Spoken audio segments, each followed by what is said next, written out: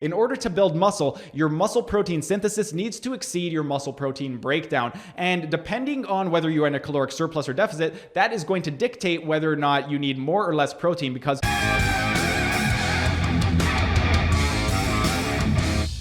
Hey everyone, thanks for tuning in and welcome back to another Sunday Q&A. Steven here with Team Euphoric, and today's question is with regard to building muscle while on the carnivore diet. A few months back, I had uploaded a video on high fat versus high protein on the carnivore diet, and on that video, I got a question from Rosy Twilight. And Rosy asks, "Hello, I'm a 22-year-old female with very low body fat rate, between 14 to 16%, and very low lean muscle weight, 41 pounds out of a total of 92 pounds at 5'6".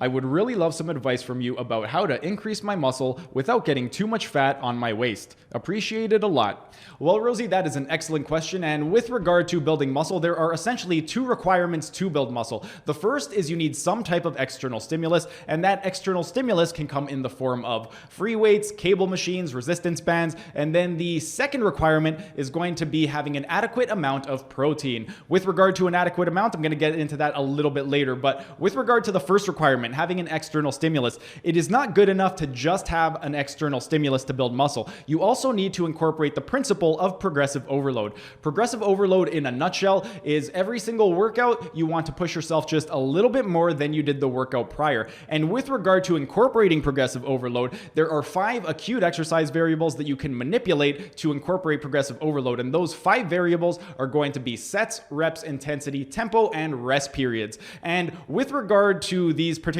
variables right over here, I actually made a video last year and it was called Sets, Reps, Tempo, and Rest Periods. I'm going to include a link right up over here if you want to check that out because I go into it a lot more detail. I also go into what are going to be the best variables for different goals, whether your goal is to increase your strength, your muscle mass, or your endurance. So if you do want to build muscle, you could watch that video for exactly what the acute exercise variables should be. But back to the actual point of the video. With regard to these acute exercise variables, the most common ones that people are going to end up increasing are going to be reps and load. And with regard to when exactly should you increase them, I also made a video a few weeks back and it was called When Should You Add Weight? I'm going to include a link right up over here if you want to check that out. But with regard to reps and load, let's say you want to increase the amount of reps. Ideally, if you are a beginner, you want to have some type of rep window. You don't want to have a very specific number of repetitions that you are going to target because as a beginner, it's going to be very, very difficult to gauge where exactly your strength is. And if you have a very specific number of reps, it's going to be very hard to achieve that. So rather than having a very specific number of repetitions, having a rep window is going to be more beneficial.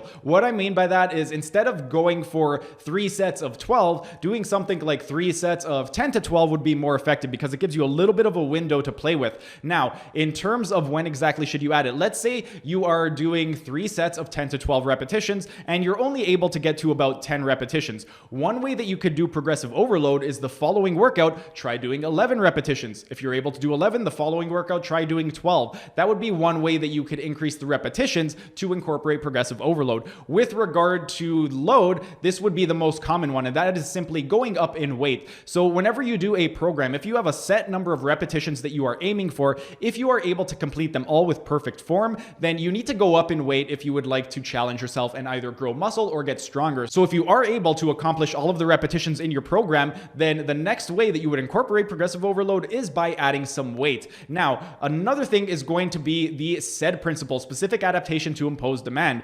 After a while, you cannot just increase weight or reps forever because it's just not going to be feasible. So you are going to have to change up the exercises as well. Your body is going to adapt to certain exercises. And if you go up in weight, you can only do that for so many sessions. Eventually, you are going to hit a plateau. Once you hit a plateau, you need to change up the exercises. And by changing up the exercise, you are going to give your body a new stimulus to adapt to. And your body has to adapt to it in one of 2 ways. It either has to build muscle or it's going to have to get stronger. So if you do want to build muscle, you want to follow progressive overload. And then 2, once progressive overload is no longer working, then you would want to follow the SAID principle, specific adaptation to imposed demand, and incorporate a new training stimulus for your body to have to adapt to. Now, with regard to incorporating the SAID principle into your training program, there are a couple different ways that you could do this. Something is going to have to change. The first, you can make some small changes. Small changes meaning you could change change either one or two of the variables along with the exercises. And then the second is big changes. You could change pretty much the entire workout program. So let's say you have your 5 exercises that you are performing and you are doing 3 sets of 10 to 12 repetitions using an intensity of 70% of your 1 repetition maximum, following a 3-0-3-0 tempo, and you are resting for 90 seconds. You don't have to change every single one of those variables if you want to see results. You can get really good results and expect to see results just by changing 1 or 2 of them. So instead of doing 3 sets of 10 to 12 repetitions at 70%, you could do 4 sets of 10 to 12 repetitions at 70%. Then the next workout, you could do 5 sets. Another way would be big changes. This is going to be more for advanced lifters. If you are advanced, then you would want to pretty much change up the entire program and change every single acute exercise variable. But those are a couple different ways. If you are somebody that needs a little bit help with your program and you actually want a program for you, I actually made a video last year. It was a 12-month beginner program. There are 12 separate routines and it will help you to build muscle and get stronger. I'm going to include a link right up over here to the 12-month beginner program template, but follow that if you're not really familiar with how exactly to manipulate these different variables as I go into it in that video. And then on to the second requirement, having an adequate amount of protein. How much is an adequate amount? Well, that is going to depend entirely on your goal. Do you want to lose weight, maintain weight, or do you want to gain weight? Regardless of your goal, it's going to come down to calories in versus calories out. If you are in a caloric deficit, you are going to lose weight. If you are in a caloric surplus, you are going to gain weight. And if the amount of calories that you take in is equal to that of your total daily energy expenditure, your weight is going to stay exactly the same. The next thing we need to do is figure out how many calories do you actually need. And in order to do that, a lot of it is going to come down to trial and error. You do not want to go by those TDEE calculators online because a lot of them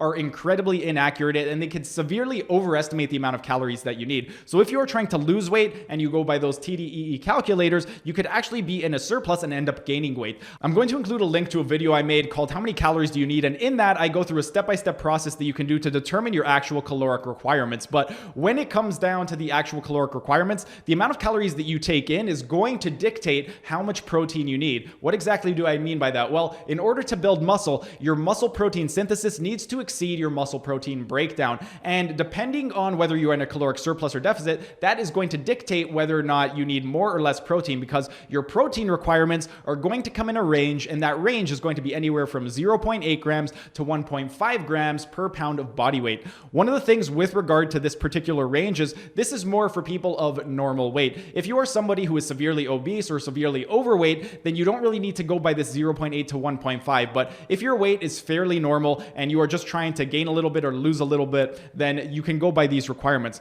But anyway, with regard to the actual protein intake, the more that you are in a caloric surplus, the less protein you are going to need. And the more in a deficit that you are, the more protein you are going to need. And the reason being, when you are in a caloric deficit, your body is naturally going to be in a more catabolic state. Catabolism is when your muscle breaks down. Whereas when you are in a caloric surplus, your body is going to be in a more anabolic state. Anabolic is when your body builds things up. So if you are in a caloric deficit, you are going to want to get higher to the 1.5 gram range. And if you are in a caloric surplus, you can get away with lower protein, such as that 0.8 grams. In terms of the deficit, if you are in a very large deficit, you're going to want to get closer to that 1.5 grams. Whereas if you're in a very moderate deficit, let's say maybe you're in a 200 or 300 calorie deficit, you can get away with maybe 1.1, 1.2 grams per pound. So a lot of it is going to come down to the type of deficit that you are in. That is if your goal is to lose weight. With you, you said that you wanted to build muscle without gaining too much fat on your belly. So I don't know if you are okay with gaining a little bit of fat, but either way, if you are trying to maintain your weight, then 1 gram would be efficient for you in order to build muscle. You don't really need more than that if you're trying to maintain your weight and also build muscle. 1 gram is plenty. But that's pretty much it for today's video. If you enjoyed the video, be sure to smash that like button so I know to make more of these types of videos in the future. And if you're either new to the channel or haven't subscribed yet, be sure to subscribe to the channel and hit the notification bell, as I will be uploading new videos every single day.